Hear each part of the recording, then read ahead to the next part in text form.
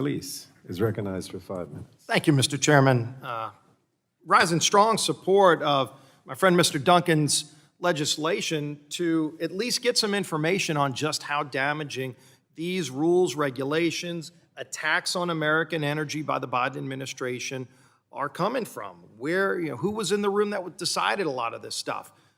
Did they know some of the things that may actually happen negatively to families, to our nation's economy, to the benefit, by the way, of foreign countries who have higher carbon emissions? Did they weigh the benefits to carbon emissions globally? When you see a country that Joe Biden inherited that was actually reducing carbon emissions, that was energy independent. Just 2 years ago, we were around $2 a gallon for gasoline, and we could produce everything on our own. And by the way, I know a lot of people in this town love beating up on America, but there is no country in the world that produces energy cleaner than America. So if energy is going to be produced, you would think you would want to produce it in the country that does it the cleanest. Except that's not what they did. They started day one, and look at the record, the facts. Joe Biden, day one and every day since, has unleashed an attack on American energy from his agencies, from the executive branch through executive orders, killing Keystone Pipeline, blocking permits for drilling, for leasing, for pipelines, not just in Keystone, all across the country. You can see the barrage, and it wasn't just one agency. I'll read a few of them. The Department of Energy went after American energy. Well, geez, if you've got a United States department with a cabinet secretary who is spending all their time attacking American energy, it might beg the question, why do you even have that department? Maybe China's funding it. That might make more sense because it benefits China to shut down American manufacturing. It benefits Russia to shut down American energy because Russia was providing a lot of our energy. And by the way, that money that we were sending in Europe, $700 million a day prior to the Ukraine invasion, that is what helped fund Putin's war.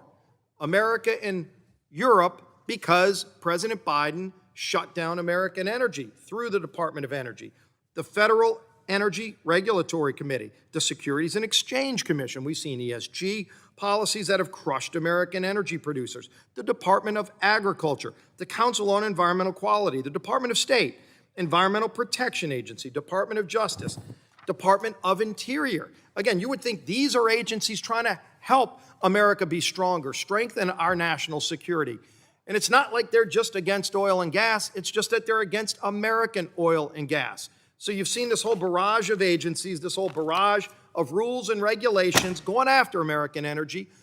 But then President Biden gets on Air Force One, flies 5,700 miles to Saudi Arabia to beg them to produce more oil. So it's not that he's against oil.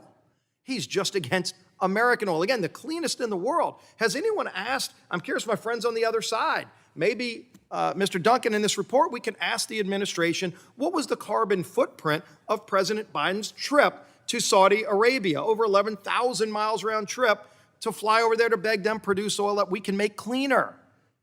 I'm curious, the crickets. I haven't heard a word about carbon emissions when it comes to that. Yet you would actually reduce carbon emissions by making more of the oil and gas here. Pick your country, Russia, Venezuela, Saudi Arabia. Go down the list of tyrants and dictators that this president has begged for oil while he shut it down here. Makes no sense. It's crushing jobs. It's dramatically increasing inflation. It's not just what we pay at the pump.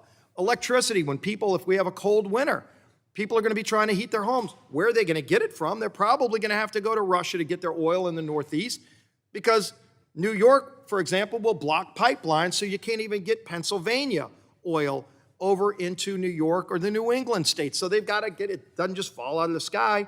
They're going to have to get it by tanker from Russia.